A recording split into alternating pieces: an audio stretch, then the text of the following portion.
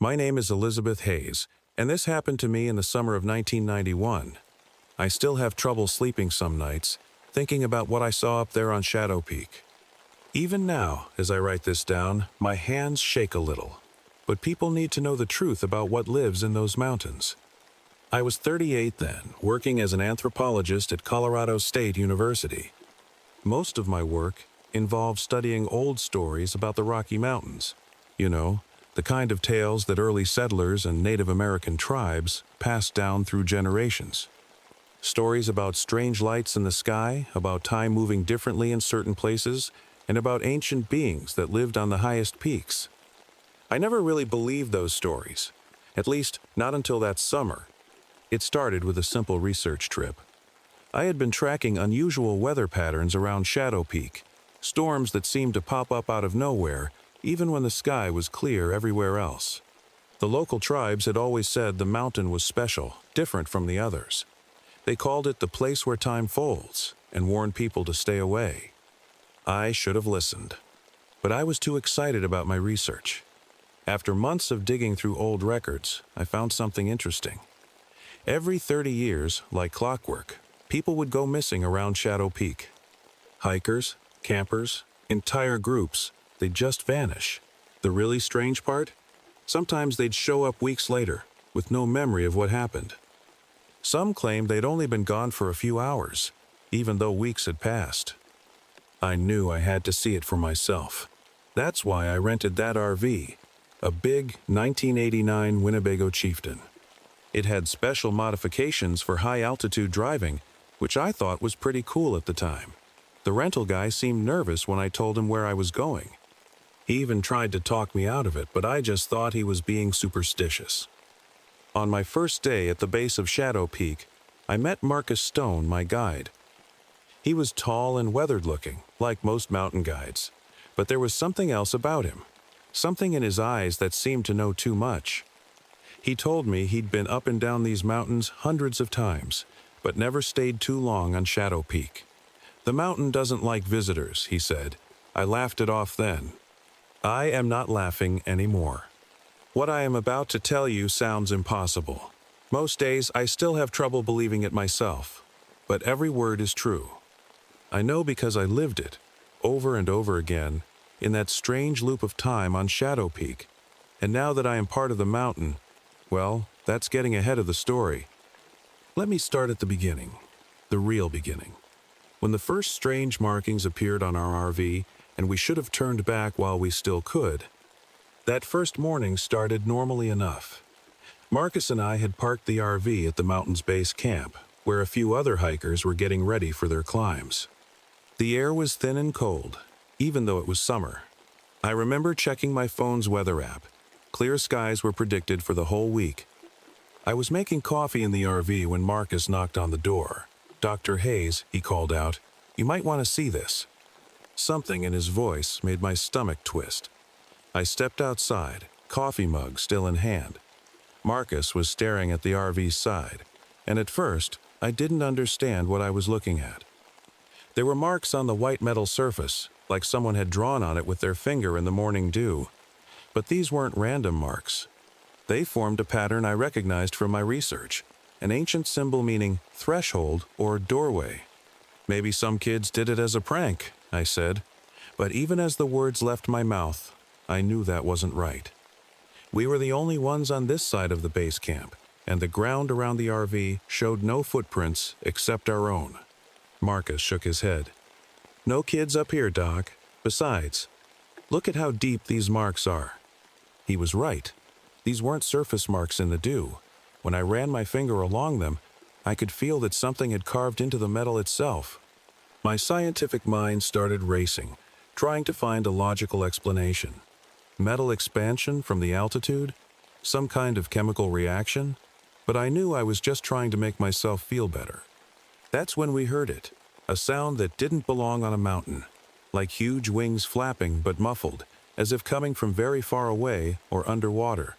All the birds around us went quiet at once. I looked up at Shadow Peak looming above us. The morning sun should have been hitting its face, but dark clouds had appeared out of nowhere, wrapping around the summit like a scarf. Marcus grabbed my arm. "We should start moving," he said quietly.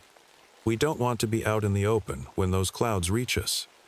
I wanted to argue, to say we should wait for better weather, but something about those clouds made me hurry back into the RV.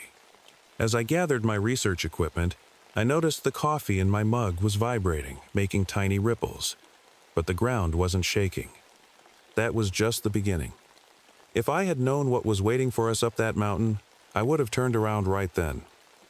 But scientists are curious by nature, and I had spent too many years studying the mysteries of Shadow Peak to walk away, so we started driving up the old mining road, the RV's engine straining against the slope.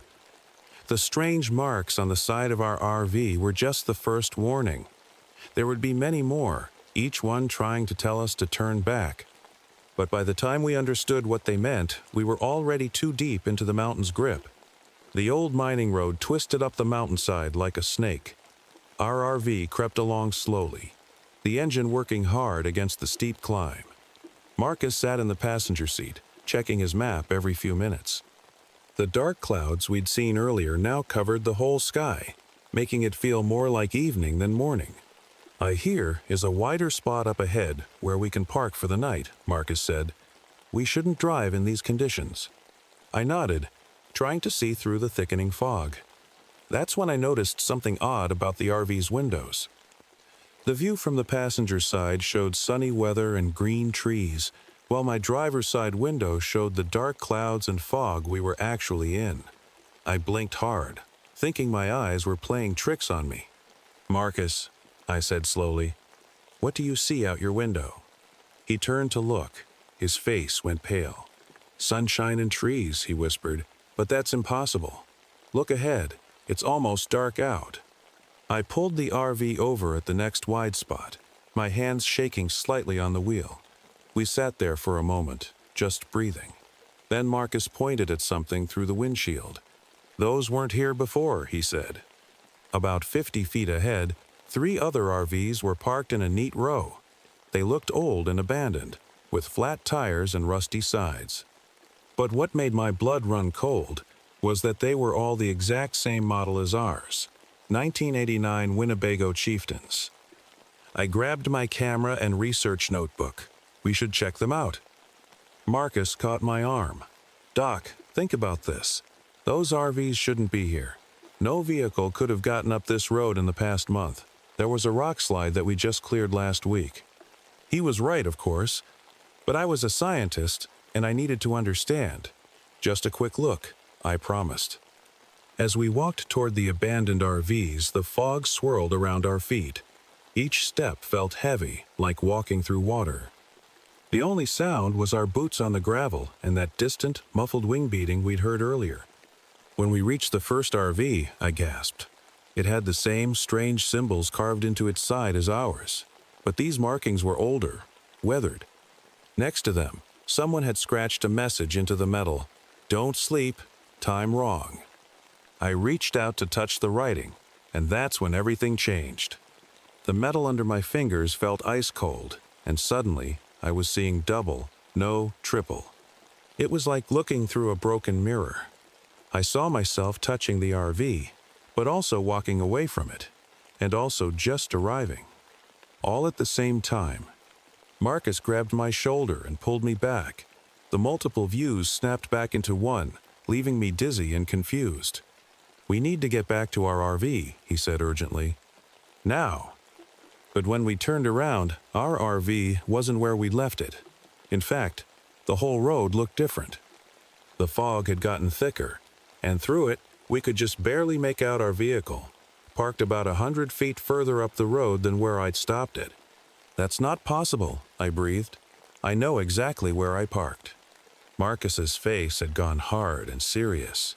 "Doc, whatever's happening here, this is what all those old stories were warning about. The mountain is messing with time itself." We hurried back toward our RV through the thick fog. Every few steps, I looked back at the abandoned vehicles, half expecting them to disappear. They didn't. If anything, they looked older each time I glanced at them, like they were aging years in minutes. When we reached our RV, something felt wrong right away. The door was open, even though I specifically remembered closing it. Inside, our things weren't how we'd left them. My coffee mug, which had been on the dashboard, was now sitting on the small table in the back. It was still full, but the coffee was steaming hot, fresh, even though I'd made it over an hour ago. "We should call for help," I said, reaching for my phone. No signal, of course. The radio just gave us static. Marcus was staring out the windows, looking more worried than I'd seen him yet. "The sun's in the wrong place," he said quietly. He was right. Even through the dark clouds, I could tell the sun was setting in the east. That's when I noticed the clock on the RV's dashboard. It was running backward. I grabbed my research notebook and started writing everything down. My hands were shaking, but I forced myself to think like a scientist. "Okay," I said, "let's look at what we know." The mountain has stories about time distortions going back hundreds of years. We've seen impossible things. The windows showing different weather, our RV moving by itself, the sun in the wrong place. These aren't hallucinations because we're both seeing them. Marcus wasn't listening. He was running his fingers over new markings that had appeared on the inside of the RV's walls, symbols I recognized from my research about doorways between worlds. But there was something different about them. They seemed to be changing, very slowly, like living things. "Dr. Hayes," Marcus said, his voice strange and distant, "look at this." He pointed to a small spiral pattern that was literally carving itself into the wall as we watched. Around it, words began to appear, like someone was writing them with an invisible finger. "The bird wakes." A deep, echoing sound rolled down the mountainside, that same wing-beating noise we'd heard earlier, but much louder now. The whole RV shook. Through the windshield, we saw something massive move through the clouds above us. It was too big to be a bird, too big to be anything real. But we both saw its shadow pass over us, and in that moment, all the clocks in the RV stopped at once. "Marcus?" My voice sounded small in the sudden silence. "What did the old stories say about birds?" He turned to me, and I saw real fear in his eyes for the first time. "They talked about the thunderbird," he said, "a creature so ancient it was old when the mountains were young. They said it sleeps in caves of twisted time, waking every 30 years to feed." The words had barely left his mouth when we heard screaming from somewhere up the mountain, human screaming. It sounded like it was coming from miles away and right next to us at the same time. "We have to help them," I said, already reaching for my backpack. Marcus grabbed my arm. "Doc, think. That scream could be from yesterday or last week or 30 years ago. Time isn't working right here." But I was already heading for the door. "Those symbols you found in your research?" he called after me. "What did they mean?" I stopped with my hand on the door handle. "They were warnings," I said, "about a place where time folds in on itself, about a hunger that's lived in these mountains since before people had words for it, and about what happens when it wakes up." Another scream echoed down the mountain, closer this time. Or maybe further away. It was impossible to tell anymore. All I knew was that someone needed help, and we were the only ones here. What happened next would change everything I thought I knew about reality.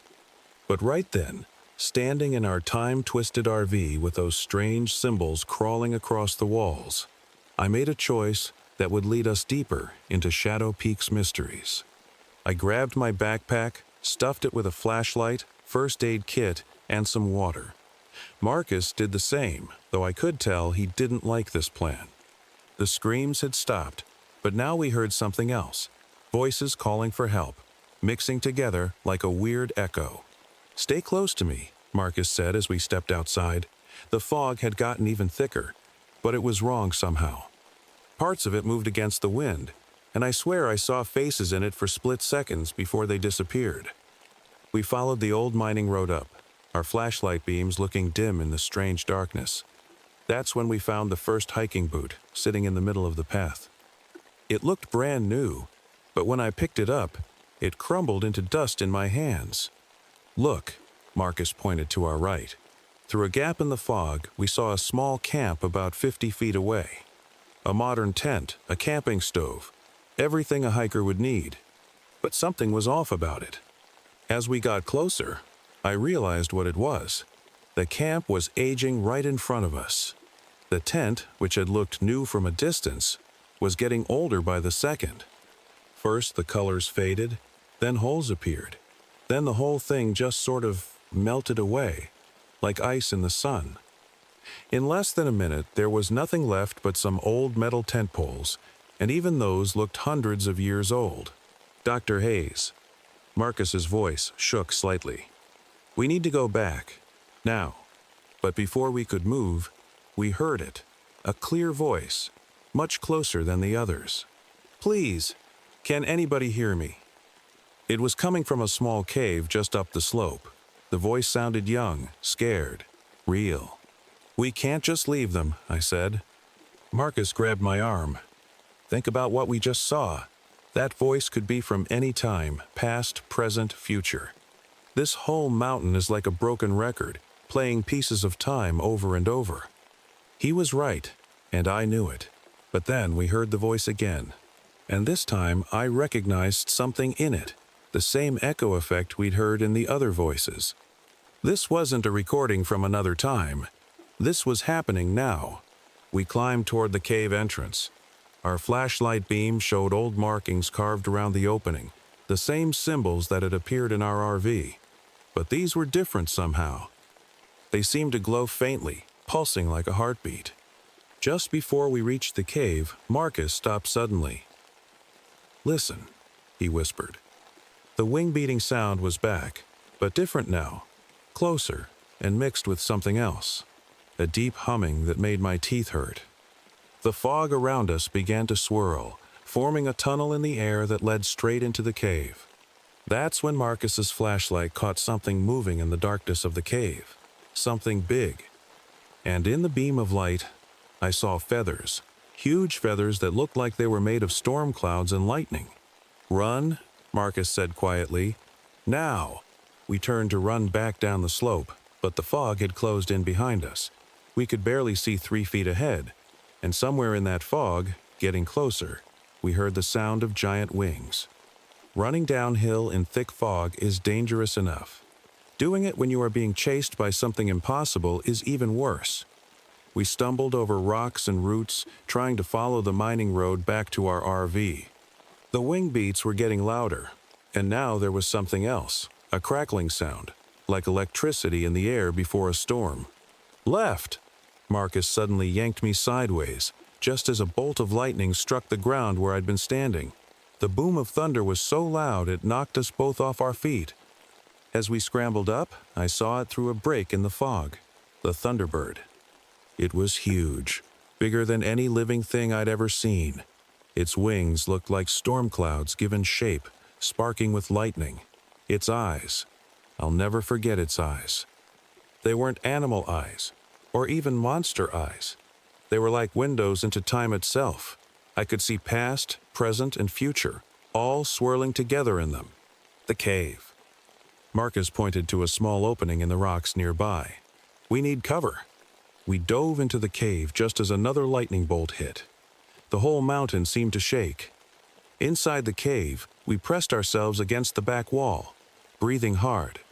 The cave entrance lit up with flashes of lightning as the creature circled outside. That's when I noticed the walls around us. They were covered in paintings, old ones. Even in our flashlight beams, I could tell they were ancient. They showed the same bird we'd just seen and people running from it. But there was something else too, a pattern, a symbol painted in red clay. Marcus, I whispered, look at this. It's the same symbol that appeared in our RV.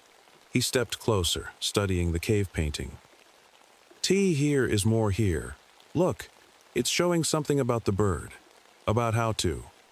He never finished that sentence, because right then, we heard that voice again, the one crying for help. But this time it was coming from right behind us, deeper in the cave where our flashlights couldn't reach. Please, the voice called. I am lost. I can't find my way back. We turned our flashlights toward the voice. The beam showed a tunnel leading deeper into the mountain.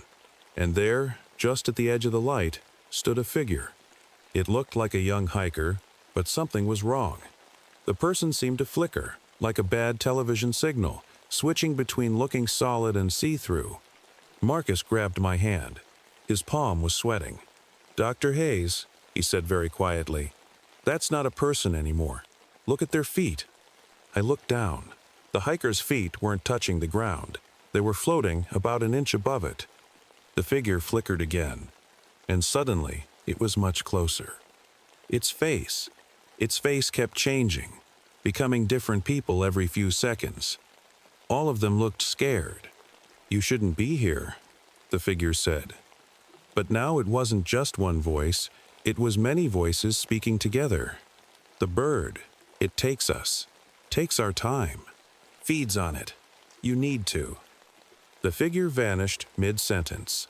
In the silence that followed, we realized we couldn't hear the Thunderbird anymore. The lightning had stopped, but somehow this felt worse. Because now we could hear something else, the sound of claws, very slowly scraping on the rock above our cave. We pressed ourselves flat against the back wall of the cave, barely breathing. My flashlight beam shook as I pointed it at the cave paintings. Something about them seemed important, like they were trying to tell us what to do. "The symbols," Marcus whispered, so quietly I could barely hear him. "They're not just warnings. Look at how they're arranged." He was right. The paintings formed a circle with smaller symbols between them. In the center was a drawing of the Thunderbird, but it was trapped inside a ring of those same symbols we'd seen in our RV. Suddenly, the scraping sound stopped. The silence felt worse somehow. Then we heard a sound that made my blood run cold, the soft pad of something heavy landing just outside our cave. The flickering figure appeared again, this time right next to us. "The circle," all those voices said together. "Complete the circle." Like we didn't, like we couldn't. Before we could ask what that meant, the cave entrance lit up. Something huge was blocking most of it. We could see feathers made of storm clouds slowly pushing through the opening. "Run!" Marcus grabbed my hand. Here is another way out, look." He was pointing to where the flickering figure had been. There was a crack in the wall, just big enough for a person to squeeze through. We could feel air moving from it. It had to lead somewhere. We ran for the crack. Behind us, I heard a sound like thunder mixed with a screech. The whole cave shook. Just as we reached the crack in the wall, I looked back. The Thunderbird's head was inside the cave now. Its eyes locked onto mine, and in that moment, I saw something impossible. I saw myself, but different versions, hundreds of them. Some were running, some were caught, some were. I forced myself to look away before I could see more. "Hurry!" Marcus pulled me through the crack. We found ourselves in a narrow tunnel that seemed to go deeper into the mountain. Our flashlight beams showed more cave paintings on the walls, but these were different. They showed people performing some kind of ceremony, standing in a circle around a trapped Thunderbird. We ran through the tunnel, the sound of breaking rock behind us telling us the creature was trying to follow. But it was too big for these small spaces. After what felt like forever, the tunnel opened into a larger cave. What we saw there made us stop in our tracks. The cave was huge, and it wasn't empty. Scattered around were belongings from different time periods, old mining equipment, camping gear from various decades, even smartphones that looked more advanced than any I'd seen before. But what really caught our attention was the circle of stones in the center of the cave. They were covered in the same symbols we'd been seeing. And inside the circle, "Oh my God," I whispered. "Marcus, look." Floating a few feet off the ground was what looked like a tear in the air itself. Through it, we could see different times all mixed together, past, present, and future, all happening at once. The flickering figure appeared again, but this time it wasn't alone. There were others, dozens of them, all the missing people from different times, their forms flickering between solid and transparent. "Now you see," they said together. "This is where we all ended up, where time doesn't work right, where the bird feeds." A deep rumble shook the cave. The Thunderbird hadn't given up. It was finding another way to reach us. How do we stop it? I asked the figures. What does the circle mean? Their answer chilled me to the bone. You don't stop it. You trap it. Like it trapped us. But someone has to stay. Someone has to close the circle. Someone has to become part of the mountain. The words hung in the air as another boom shook the cave. Dust and small rocks fell from the ceiling. The Thunderbird was getting closer. I'll do it, Marcus said suddenly. The way he said it, so calm, so certain, made me turn to look at him. His eyes had that strange, distant look again. No, I started to say, but he cut me off. Doc, think about it. I've been up and down this mountain hundreds of times. I've seen things I never told anyone about. I think this is why I kept coming back. Like the mountain was calling me, preparing me for this. The ghostly figures moved closer, their forms flickering faster now. The circle must be completed, they said. The price must be paid. Time must be balanced. I looked at the cave paintings again, understanding them better now. The people in these pictures, I said slowly, they're not trapping the bird. They're becoming the trap themselves. Another crash, closer this time. Through the tunnel we'd come through, we could see flashes of lightning. The Thunderbird was almost here. How does it work? I asked the figures. What do we need to do? They pointed to marks on the floor, the same symbols we'd seen everywhere, arranged in a huge circle. Stand on the marks, they said. Speak the words. Become the boundary. Marcus was already moving to one of the symbols. I remember the words, he said, from those old stories, the ones that didn't make sense until now. Marcus, wait. I grabbed his arm. There has to be another way. He smiled at me, and for a moment, I saw something ancient in his eyes, like he was already becoming part of the mountain. There isn't, but it's okay. This is right. The cave entrance exploded. The Thunderbird burst through in a storm of lightning and thunder, its massive wings filling the space, its eyes burning with hungry time fire. The ghostly figures scattered like smoke. Marcus shoved me behind him and stepped onto one of the symbols. It began to glow under his feet. He started chanting in a language I didn't understand, but one that made the air itself seem to vibrate. The Thunderbird lunged for us, but something was happening. The symbols on the floor were all glowing now, and Marcus was changing. Light poured from his eyes and mouth. His body began to fade, becoming translucent like the other figures, but somehow more solid at the same time. Dr. Hayes, he said, his voice echoing strangely. Get out of the circle. Run. And remember, the mountain needs a guardian. It always will.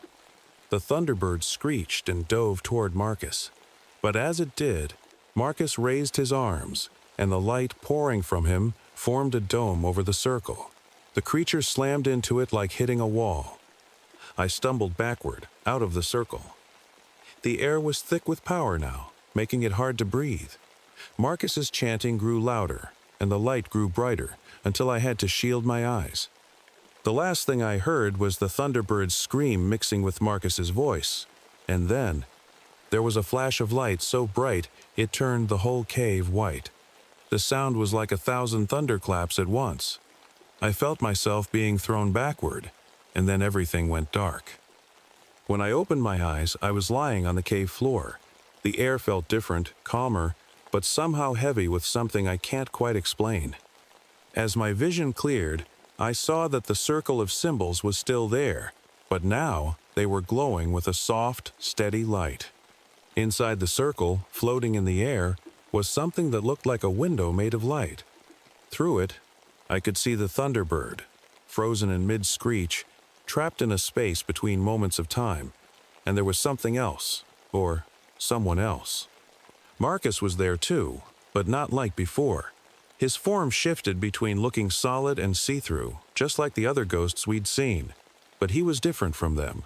He looked peaceful, complete. Marcus? I called out, my voice shaking.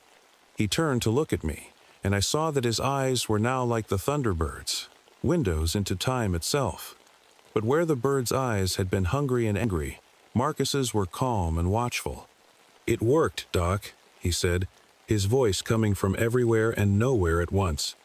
"The circle is complete. The bird is trapped, but what? But something's still missing. The mountain. It's showing me things now, things that will happen. The circle needs two guardians, one to watch the bird and one to watch the mountain itself." I understood then. All those symbols we'd seen, the warnings, the stories, they weren't just about trapping the Thunderbird. They were about keeping balance. "It needs to be you," Marcus said softly. "You understand the mountain now. You've seen its secrets, and you can help others who might get lost here." I looked down at my hands and realized I could see through them, just a little. The mountain had already started claiming me, from the moment we first saw those symbols on the RV. "Will it hurt?" I asked. Marcus smiled. "Number. It feels like finally waking up from a long dream." I stepped into the circle. The symbols began to glow brighter under my feet. I felt the mountain's power flowing through me, changing me. But I wasn't scared anymore. "What about the missing people?" I asked, as I felt myself becoming less solid. "They're free now," Marcus said. "Their time is their own again. They'll find their way back." As if to prove his words, I saw the ghostly figures appearing one last time. But now they looked more solid, more real. One by one, they smiled at us and faded away, not into nothing, but into their own times, their own lives. That was 30 years ago. I am still here on Shadow Peak, watching over the mountain with Marcus. We make sure no one gets too close to the Thunderbird's prison. Sometimes, when hikers get lost in bad weather, we guide them back to safety. They never see us, but they feel us, like a sudden urge to turn back, or a strange light that leads them to the right path. The mountain still plays with time sometimes. That's just its nature. But now, it's gentler about it. And if you ever find yourself on Shadow Peak and see strange symbols appearing on your car, or hear wing beats in the fog, don't be afraid. Just turn back. Marcus and I will make sure you find your way home. After all, that's what guardians are for.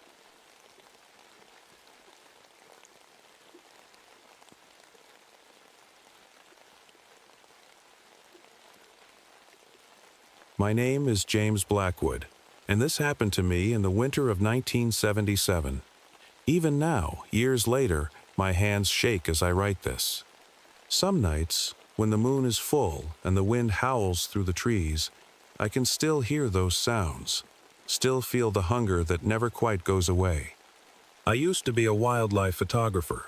After serving in the Marines for 15 years, I found peace in capturing animals in their natural habitat, instead of capturing enemy positions. My constant companion was Duke, my loyal German shepherd who'd been with me since he was a pup. He was more than just a dog. He was the only family I had left. That January, I got an assignment to photograph winter wildlife in Michigan's Upper Peninsula. The magazine wanted shots of wolves, moose, and other animals surviving in the harsh winter conditions. It seemed perfect. I had just bought a used RV, a 1975 Winnebago Brave, and Duke loved the snow. The pay was good, and I figured 3 or 4 weeks alone in the wilderness would be exactly what I needed. I remember pulling into the small town of Pine Creek on a gray afternoon. The forecast warned of a massive blizzard coming, so I wanted to stock up on supplies. That's when I got my first warning, one I should have taken more seriously. I was loading up on canned food at the general store when the old woman behind the counter grabbed my arm. Her eyes were wide with worry as she looked out at my RV through the storefront window. "You are not planning to go up into the forests, are you?" she asked. "Not during the hunger moon?" I smiled politely, thinking she was just being superstitious. "The hunger moon?" "The January full moon," she whispered. "It's when they hunt, when they're hungriest." She pushed a newspaper clipping toward me. It showed headlines about missing hikers and campers in the area, all during winter months. I thanked her but didn't pay much attention. I'd heard all sorts of local legends during my travels, and I figured this was just another one. Duke was waiting patiently in the RV, and I could see snow starting to fall more heavily outside. If only I'd listened. If only I'd noticed how Duke's ears were already pinned back, his eyes fixed on the darkening forest beyond the town limits. But I didn't. Instead, I drove us deep into the wilderness, up an old Forest Service road, looking for the perfect spot to photograph wildlife. I had no way of knowing that something much older and hungrier than wolves was already watching us. Something that had been waiting for someone just like me to venture too far into its hunting grounds during the hunger moon. I woke up the next morning to complete silence. The storm had stopped sometime during the night, and thick snow covered everything. Duke hadn't left my side once, and his food bowl was still full.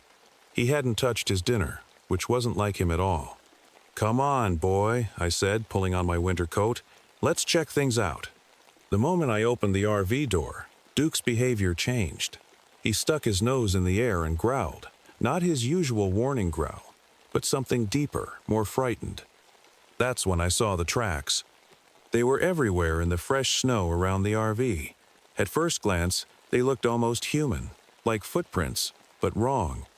They were too long, the toes were stretched out like claws, and they were deep.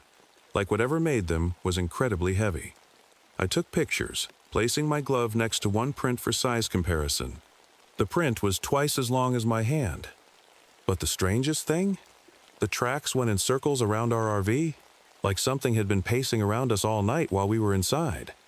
I followed one set of tracks to the edge of the clearing, my boots crunching in the snow. Duke wouldn't follow. He stood in the RV doorway, barking at me to come back. That's when I heard it, a weird sound coming from my old radio inside the RV. I hurried back inside. The radio was turning itself on and off, picking up something that made my skin crawl. Through the static, I could hear what sounded like chanting in a language I didn't understand. The voices were deep and seemed to echo, like they were coming from somewhere underground.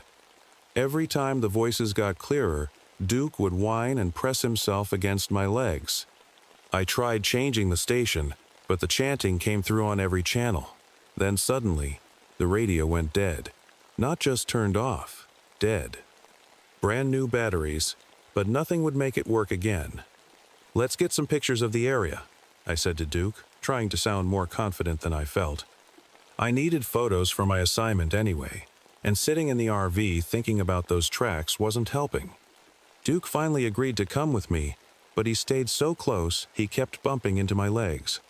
We hadn't gone far when we found it, something that made me wish we'd stayed in the RV. In a small clearing ahead was a deer carcass, but not like any I'd seen before.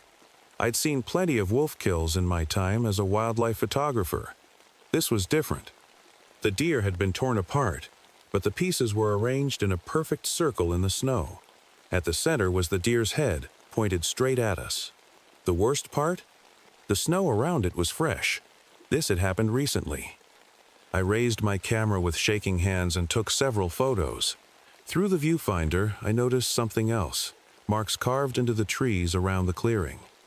They looked ancient, like they'd been there for hundreds of years, but they were bleeding sap, like they'd just been made. That's when Duke's ears suddenly perked up. He turned toward the deeper forest, his whole body going stiff. I heard it too, branches cracking in the distance, like something big was moving through the trees.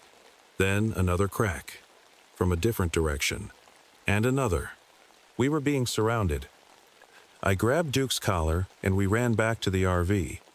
Just as we got inside and locked the door, the wind picked up again, bringing another wave of snow.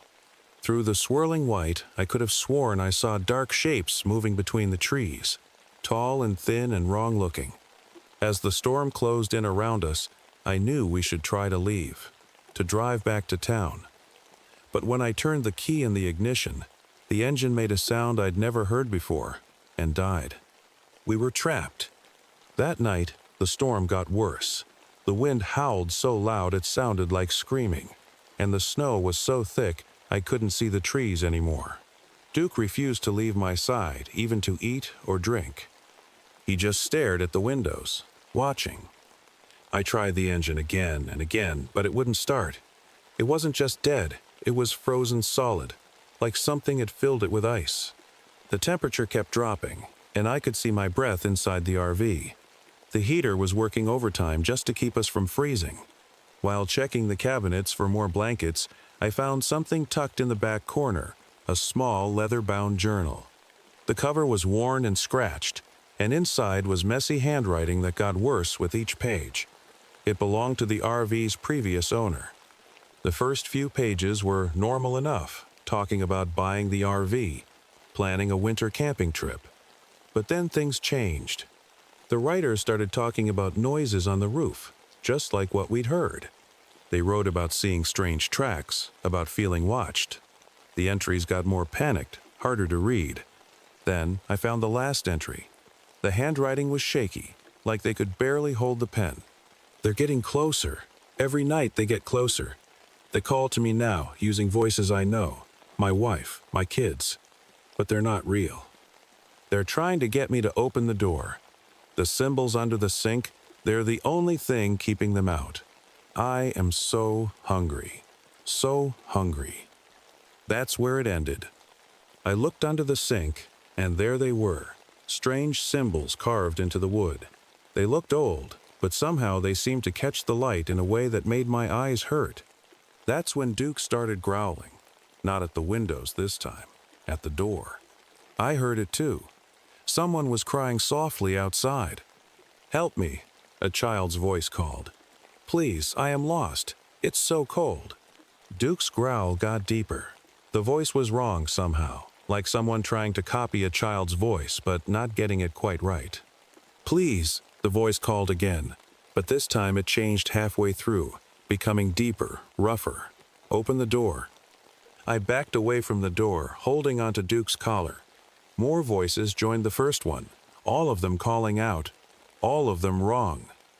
They begged and pleaded, using different voices, some young, some old, some I almost recognized from town. Then I saw it, handprints appearing on the windows.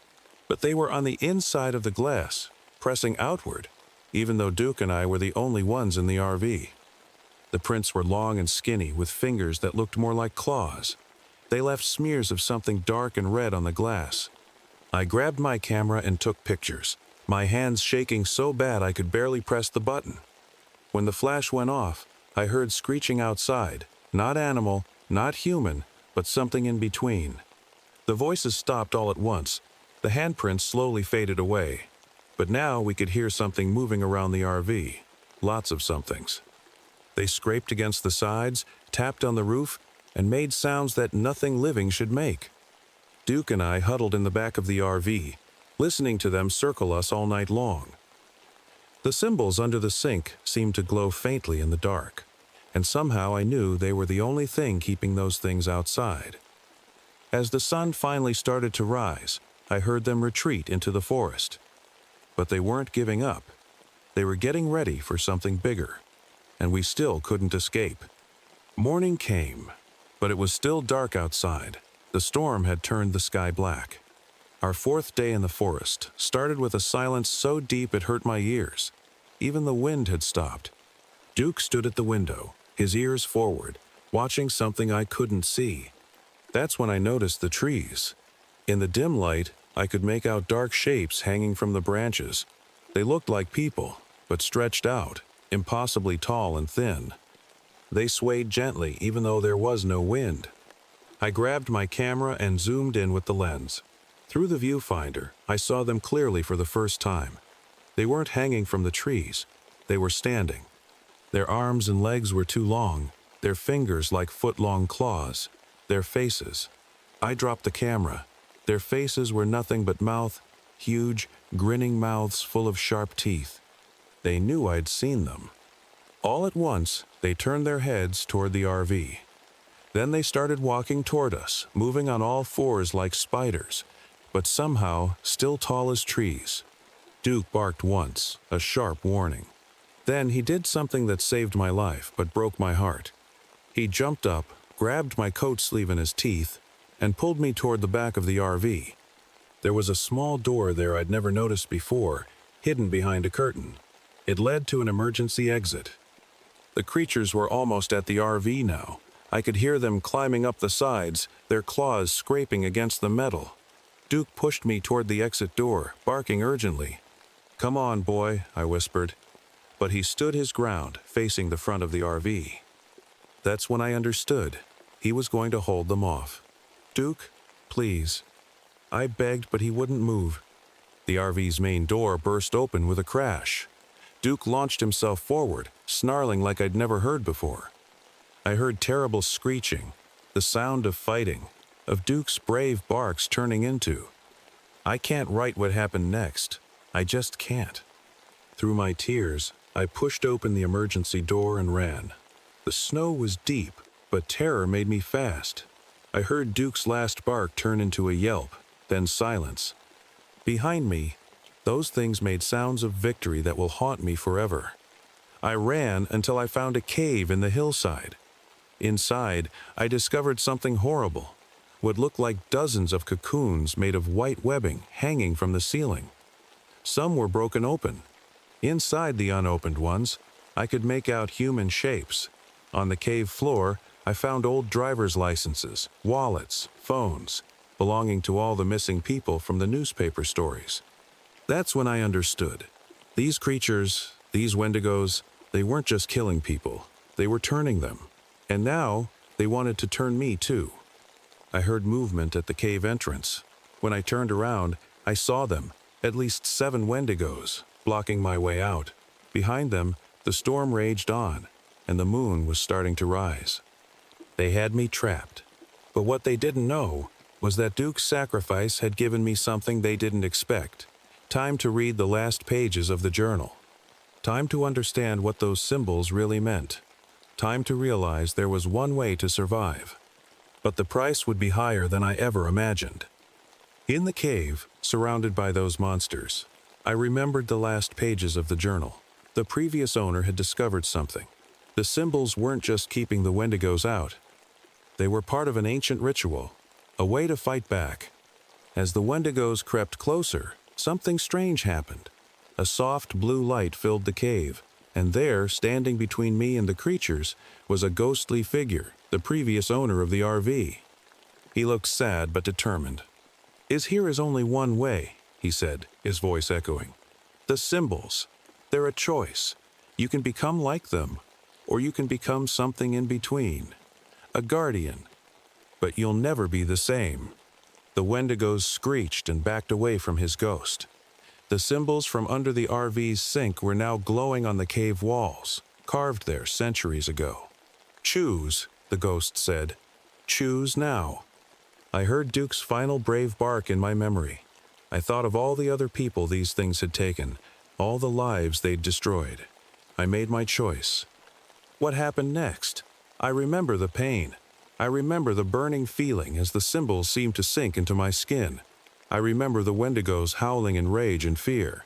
Then, everything went black. I woke up 3 days later in a hospital in Pine Creek. They said a snowplow driver found me walking along the road, covered in snow. The RV was never found. Neither was Duke's body, or any sign of the cave with its horrible cocoons. But I was different. I could feel it. Every full moon I get the hunger. Not for normal food, for something worse. But I also got something else. The power to hunt them. To stop them from taking more innocent people. The Wendigos are still out there in the northern forests, still hunting during the hunger moon. But now I hunt them too. Each winter I go back. I track them. I stop them when I can. But the price was high.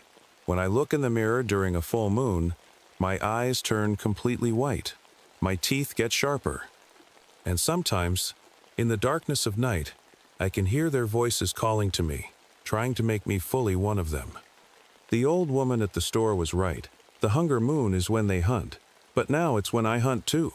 I protect others from the fate I barely escaped, all while fighting the darkness growing inside me.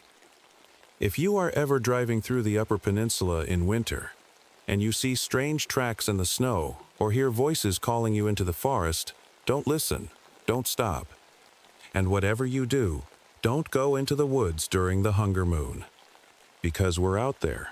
The Wendigos, and me, forever caught between human and monster, thanks to one terrible choice on a snowy night in 1977. But at least Duke's sacrifice wasn't for nothing. He saved me so I could save others. And every time I stop a Wendigo from taking someone else, I whisper, "Good boy," to the wind, hoping somehow, somewhere, he can hear me. The end.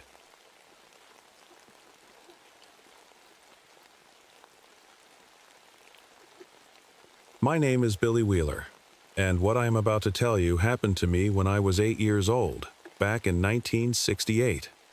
It's a story I've kept secret for many years, but now I think it's time to share it. Sometimes at night, I still dream about those strange lights in the mountains and the sounds that came from deep underground. It all started when my dad got into trouble at his university job. He was a geologist, that's someone who studies rocks and caves, and some people said he made up research data. Dad always told me and Mom he was innocent, but he lost his job anyway. That's when we decided to pack up our shiny Airstream RV, it looked like a giant silver bullet, and head to the Appalachian Mountains in West Virginia for a fresh start. Mom was different from Dad. While he studied rocks, she loved old stories and legends. She would tell me tales about creatures that lived in the mountains long before people came there. I didn't know it then, but her knowledge of these stories would end up saving our lives. I remember the day we arrived in mining country. The autumn leaves were orange and red, and abandoned coal mines dotted the hillsides like dark, hungry mouths. Our RV's chrome surface reflected the sunset, making it look like it was on fire. That very first night, I saw something in the sky, a light that moved in ways that normal lights don't move. When I told Mom and Dad about it, they said it was probably just a helicopter or a plane. But I knew better. Deep down, I knew we had come to a place where normal rules didn't apply. That was just the beginning. None of us could have guessed what would happen next, or how our peaceful family trip would turn into a nightmare that would change our lives forever. The first weird thing started with my drawings. I've always liked to draw, but something about these mountains made me draw different things. Instead of my usual cars and superheroes, I kept drawing this strange shape, like a giant moth or a bat with glowing red eyes. I didn't know why, but my hand just seemed to move on its own, filling page after page with the same creature. One morning, Mom found my sheets wet with dew.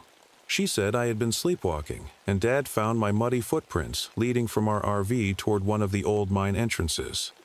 I didn't remember getting up at all, but my feet were dirty and cold. That same day, we met Mr. Jenkins, an old miner who lived nearby in a small cabin. His hands were rough and his face was wrinkled, but his eyes got wide when he saw my drawings scattered on our camping table. "Where did you see this?" he asked, his voice shaking a little. "I didn't see it," I said. "I just drew it." Mr. Jenkins looked at my parents. "You folks shouldn't stay here too long," he said quietly. "These mountains, they've got secrets, dark ones. Back in '52, we dug too deep in the Gordon mine, found something we shouldn't have. Lost 6 good men that day." Mom, being interested in old stories, asked him more questions, but Mr. Jenkins just shook his head and walked away. That night, I noticed our RV's lights flickering strangely. Dad checked the battery, but couldn't find anything wrong. As I lay in bed, I heard Mom and Dad talking in whispers about moving to a different spot, but something in me didn't want to leave. It felt like the mountains were calling to me, like they had a secret they wanted to share. I woke up around midnight to a low humming sound. Through the RV's window, I saw those lights again, dancing between the trees. But this time, they were closer, much closer. And, in the darkness behind them, I thought I saw something move, something big, with wings that seemed to stretch across the entire sky. The next few days got stranger and stranger. Mom started spending a lot of time at the local library, looking through old newspapers.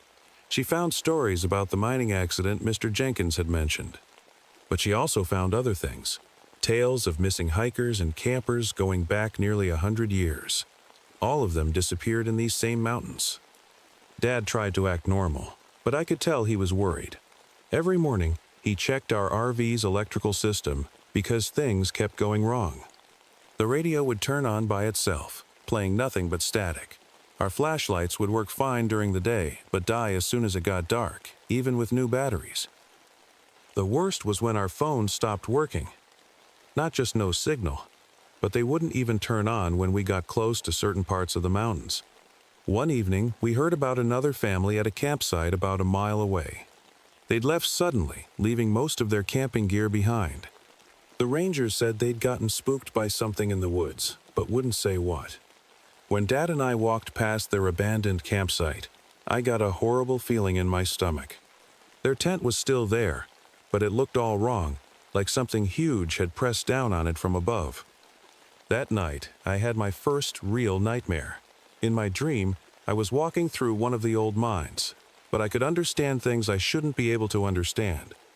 I knew what was deep under the ground, sleeping in the darkness. I knew it was ancient, older than the mountains themselves, and worst of all, I knew it was waking up.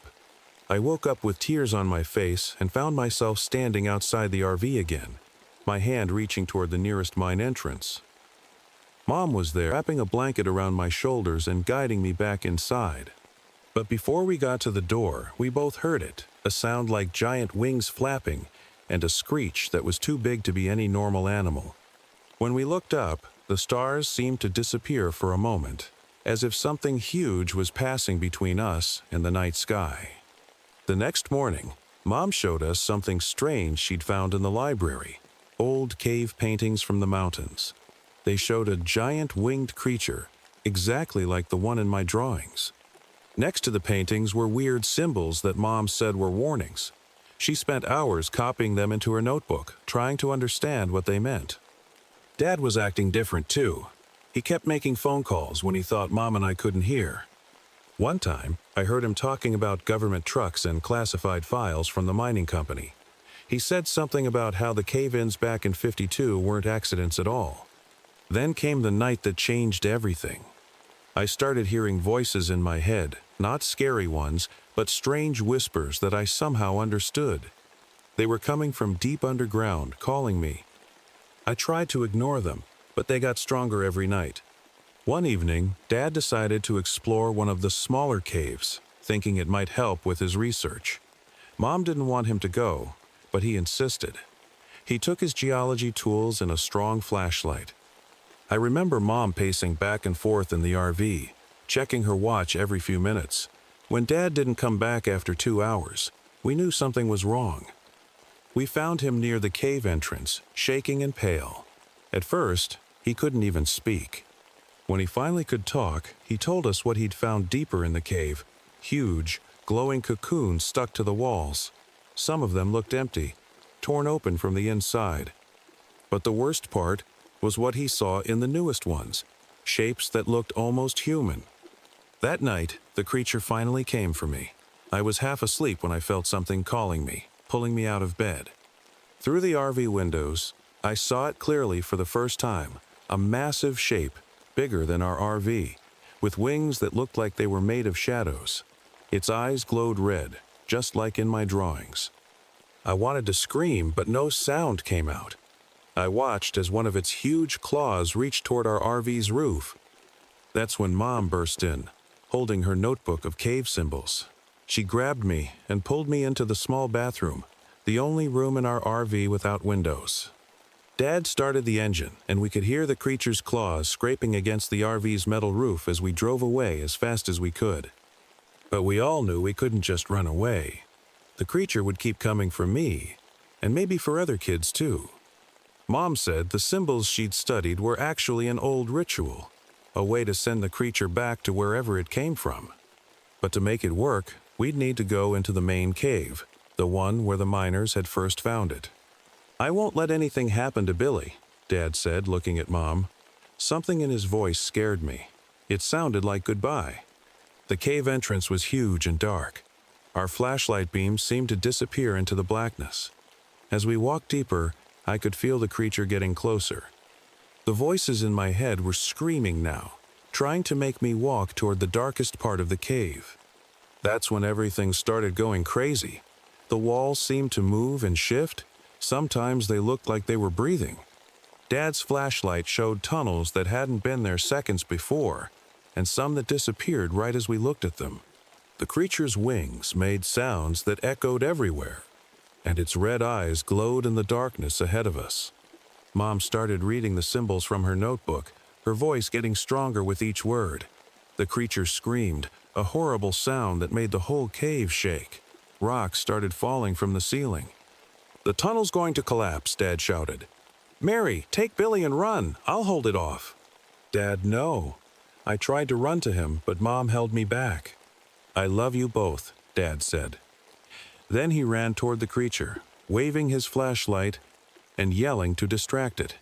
The creature turned to follow him, moving away from the tunnel entrance where Mom and I stood.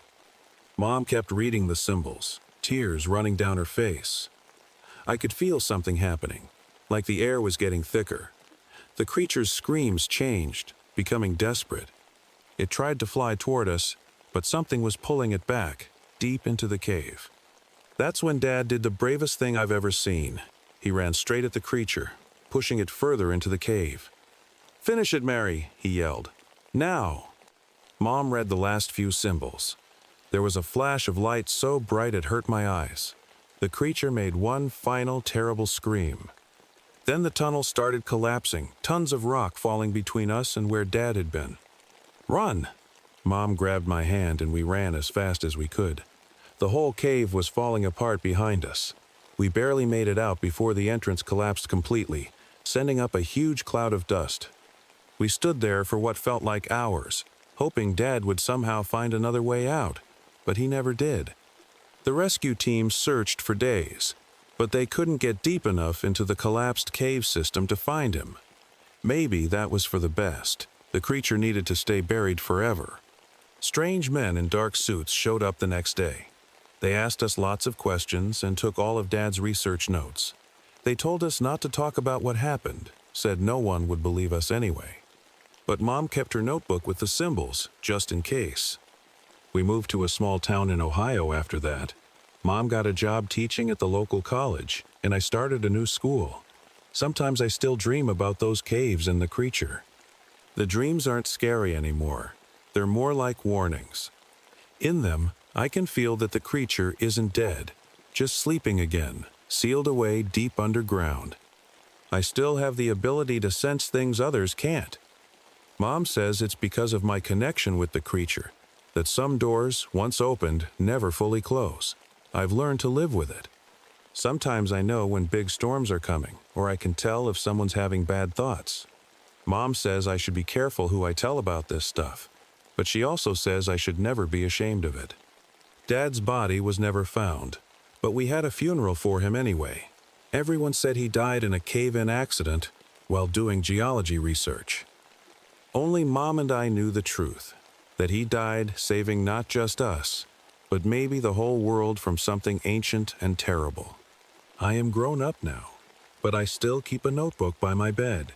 Every now and then, my hand starts drawing on its own again, that same winged shape from when I was 8. When that happens, I call Mom right away. We keep track of news from the Appalachian Mountains, watching for any signs. So far, it's been quiet. But sometimes, on dark nights, I look up at the sky and remember how the stars disappeared when something huge flew past. And I wonder if somewhere, deep underground in those ancient mountains, something is starting to stir again.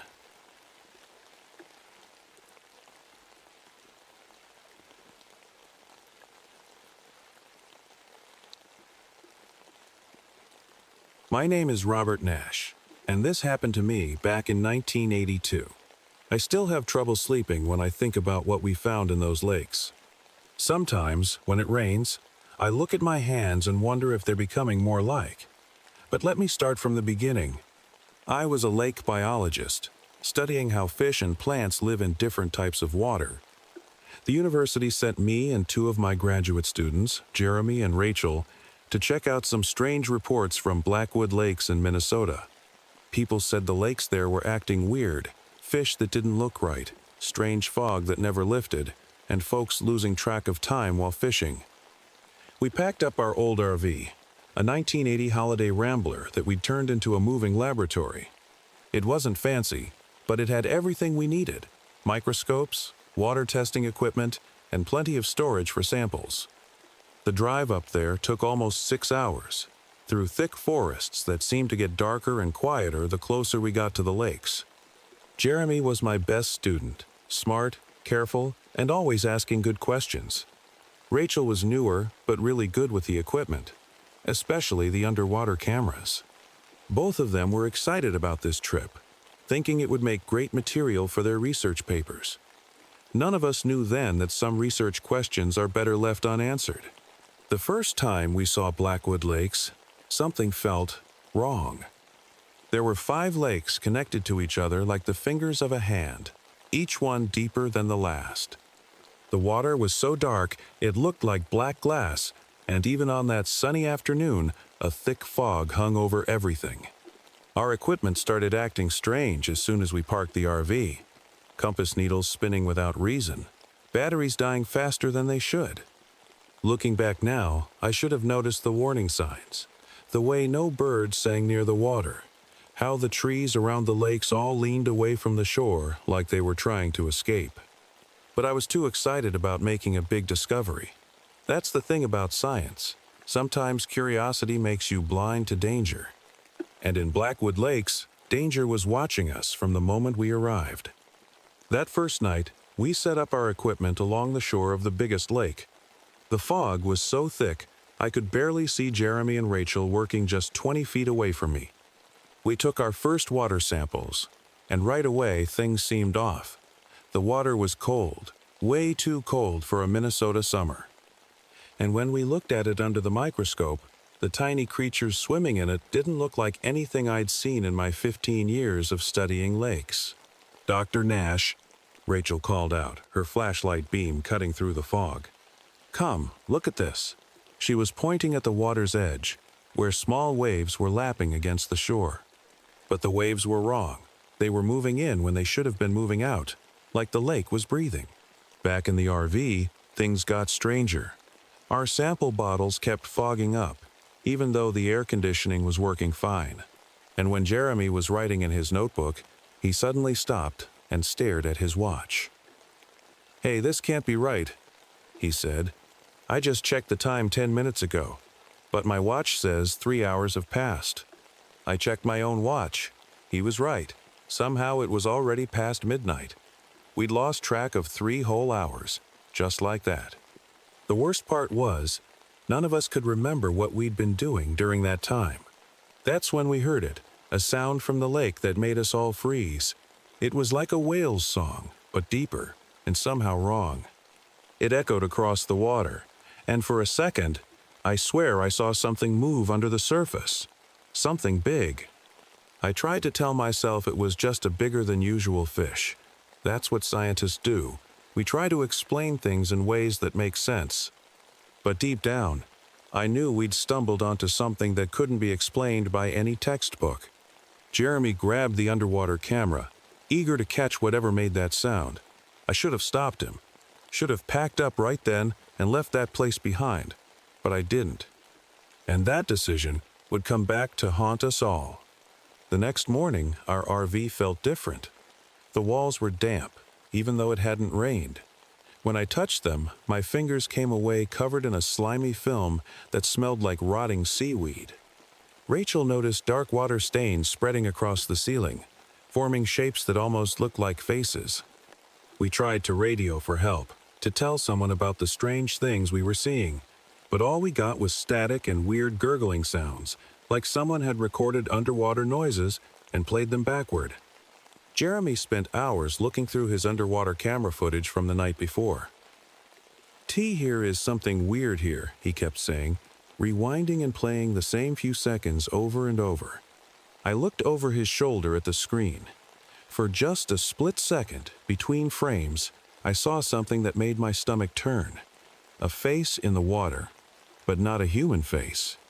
It had too many eyes, and its mouth. I told myself it was just shadows and seaweed playing tricks on us. That afternoon, we split up to take samples from different parts of the lake. Rachel went north. I took the east shore. and Jeremy headed to the deepest part of the lake with his diving gear. We were supposed to meet back at the RV by sunset. Rachel and I got back first. The sun was setting, painting the fog in shades of red that made it look like the air was bleeding. No sign of Jeremy. We waited an hour, then two. I tried calling his phone, but all I could hear was that same underwater sound from the radio. As it got dark, we grabbed flashlights and went looking for him. We found his sample kit on the shore, everything neatly laid out like he was coming right back. His diving gear was gone, so we knew he'd gone into the water. But something caught my eye that made my blood run cold. There were scratches in the dirt, leading to the water's edge. Long, deep scratches, like someone had been dragged. That's when Rachel screamed. She was pointing at something floating in the water about 30 feet out. It was Jeremy's diving mask, but it was crushed and twisted, like something with massive strength had squeezed it. And there was something else, marks on the mask that looked like teeth marks, but they were huge, bigger than any fish I'd ever seen. The worst part wasn't finding the mask. It was what happened when I reached out to grab it. As soon as my hand touched the water, I felt something brush against my fingers. Something smooth and cold but alive. And I heard a voice, Jeremy's voice, coming from deep under the water, calling my name. Rachel and I ran back to the RV, our hearts pounding. We had to call for help, had to get someone out here to look for Jeremy. But when we got inside, something was wrong. The windows weren't showing the dark forest anymore. They were showing underwater scenes, like we were in a submarine. Fish swam past, but they looked wrong, mutated, with too many fins and glowing eyes. The water samples, Rachel whispered, pointing at our lab table, all the bottles we'd collected were now bubbling and shaking. Under the microscope, the tiny creatures were changing shape, growing things that shouldn't be there. One sample had something in it that looked back at me through the lens. That's when we noticed our hands. Where the lake water had touched us, our skin was starting to look different, slightly shiny, almost scaly. Rachel ran to the bathroom and screamed. In the mirror, her eyes had a faint blue glow, just like the mutated fish we'd seen. We tried to start the RV, to drive away from this nightmare. But the engine just made gurgling sounds, and when I opened the hood, water poured out. Not normal water, but the black water from the lake. It was like the lake was claiming everything it touched, changing it, making it part of itself. Through the windows-turned aquariums, we saw shapes moving in the dark water. Human shapes, but swimming in ways that weren't possible, too graceful and quick. And among them, I saw Jeremy. But it wasn't really him anymore. His skin glowed with that same blue light, and his neck. I saw gills opening and closing. Dr. Nash. Rachel's voice shook as she spoke. Look at the floor. The RV was sinking, not into mud, but into what looked like a pool of black water that hadn't been there before. Through the deepening water, I saw lights below us, like a city of glowing buildings, stretching deep into the darkness of the lake. A deep, thundering sound shook everything, and something massive moved past our windows. I caught a glimpse of it, bigger than a whale, with too many limbs and a face that haunted my dreams ever since. The locals had stories about a creature in these lakes, but they had no idea what it really was. Then Rachel grabbed my arm so hard it hurt. The door, she whispered. Someone's knocking. And there was, slow, heavy knocks coming from underwater, and a voice, Jeremy's voice, but different now, with a wet, gurgling sound behind it. Let us in, it said. The water's fine. You'll love what you become. Rachel and I backed away from the door, bumping into the lab table. The knocking got louder, and now it was coming from all sides of the RV. More voices joined Jeremy's, whispering about the wonders waiting in the deep. I recognized some of them. They belonged to people who had gone missing at these lakes over the years.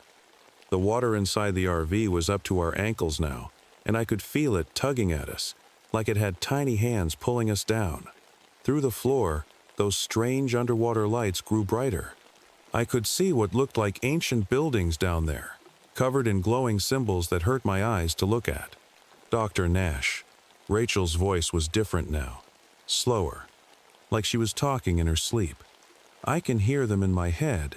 They're showing me things. The city, older than time. People who found it and changed, evolved. I grabbed her arm, trying to pull her toward the emergency hatch in the RV's roof, but she pulled away, staring at her hands. Her fingers were starting to web together, and gills were opening along her neck. The changes that had taken Jeremy were happening to her too, faster. "It doesn't hurt," she said, smiling now. "It feels right. Like this is what we were always supposed to be." The thing that used to be Jeremy slammed against the window, and I got a good look at him.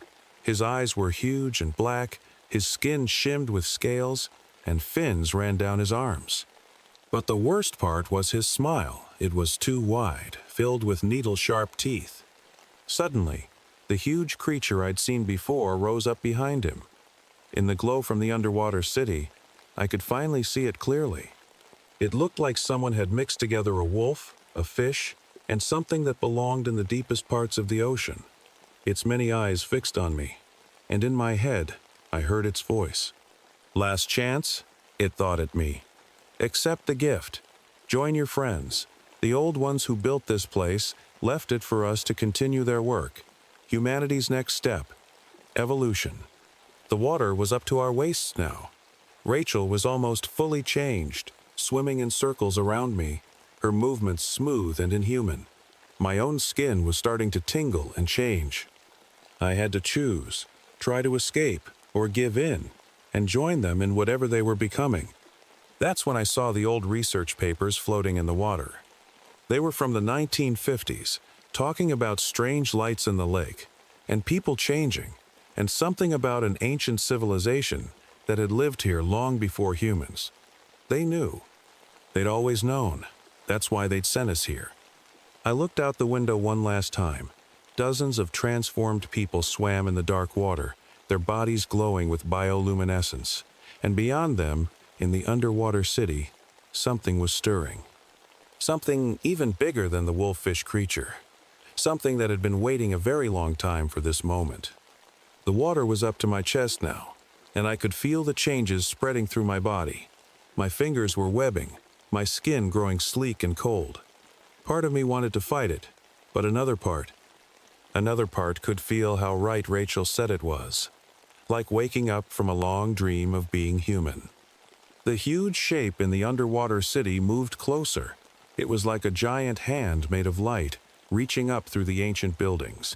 And as it got closer, I understood everything. The lakes, the city, the changes.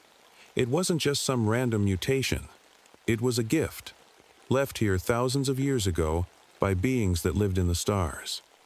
They'd built the underwater city as a way to help humans become something more. Every person who disappeared in these lakes hadn't been taken. They'd been chosen.